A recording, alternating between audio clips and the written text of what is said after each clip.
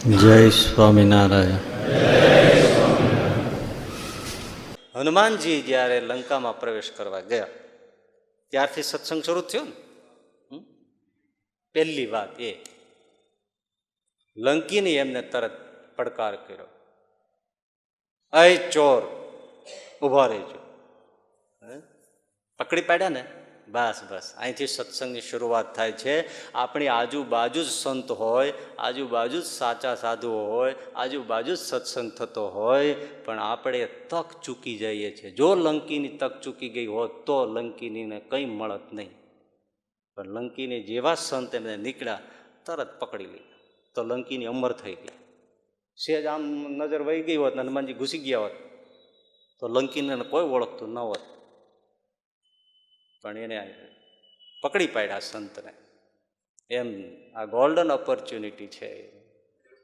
આજુબાજુ સત્સંગ થતો હોય, જાઉં છું કરતા 50 વર્ષ નીકળી જાય, નહીં તો જાતા 5 મિનિટ થતી હોય. ન અવાય. વાત શું કરો છો? તક પહેલી વાત એ છે કે ક્યાં એ પણ આપણને સાચા સાધુ સંતો સત્સંગ હોય તો તક ઝડપી લેવી, એમાં આળસ ના કરે. આ પહેલી શરત છે. એને જ બધું મળે છે, એમાં ક્યારે આળસ નહીં. આળસ બધામાં કરવી, ધંધામાં કમાવામાં થોડી આળસ થાય તો વાંધો નથી, પણ હવે બધે જે સેમિનાર થાય એ બધા એમ જ કહે છે કે તમે બિઝનેસમાં આળસ નહીં કરો, પૈસા કમાવામાં આળસ નહીં કરો. એ બધું શીખવવામાં આવે છે. અને એ લોકોને મનાય પણ જલ્દી છે ને એના માટે દોડે છે બધા. ભૂખ્યા ને તરસ્યા ગાડી ચલાવતા ચલાવતા એક હાથમાં સ્ટીરિંગ હોય ને એક હાથમાં કેળું ફોલીને ખાતા હોય.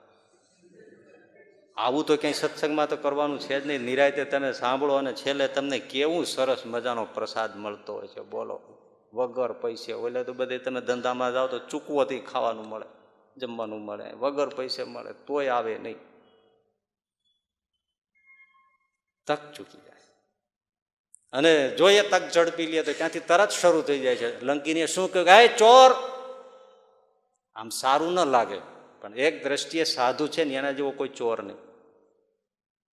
કારણ કે આપણું દિલ ચોરી લે, ચિત્ત ચોરી લે, ચોર હરણ કરી લે, આપણા પાપ લઈ લે, તાપ લઈ લે, સંતાપ લઈ લે, દુઃખ લઈ લે, આપણું દારિદ્ર્ય લઈ લે, આપણી વ્યથાઓ લઈ લે, આપણી પીડા લઈ લે, આપણા વ્યસનો લઈ લે, આપણું શું બધું જે જેટલું ખરાબ છે એ બધું સત્સંગ હરણ કરી જાય છે. માટે આના જેવો કોઈ ચોર નથી. માટે આવા ચોર મળી જાય, મહાચોર, તો ધન્ય થઈ જવાય. એટલે પહેલી વાત તક ઝડપી લેવી, તક ચૂકવી નહીં. પછી કરશું ક્યાં વૈયા જવાના છે, આપણે ક્યાં વૈયા જવાના છે, તો ન થાય. શુક્રવાર તો આવે જ છે ને, દર વખતે 7 દિવસે આવે છે. દર વખતે જુદું જુદું હોય ને. કોઈ પણ જગ્યાએ કથાઓ 2 દિવસ છેલ્લે જાય છે. લગભગ બધી કથાઓમાં પૂર્ણાહુતિના આસપાસના દિવસોમાં જ ભીડ હોય.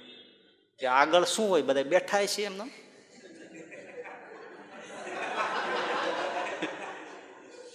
અને એમાં પ્રવચન કરવા વાળા છેલ્લા દિવસે જ આવે.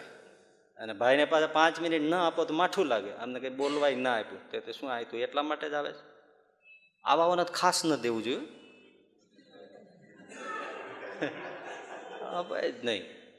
જેને 5-7 દિવસ સત્સંગ કર્યો હોય એને જ વળી કંઈ એવું હોય તો વળી 5 વાક્યો બોલવા દેવાય. ઓલા તો મચકા મારીને વૈયા જાય, કશું ના આવે. ખોટી રીતો બધી પડી ગઈ.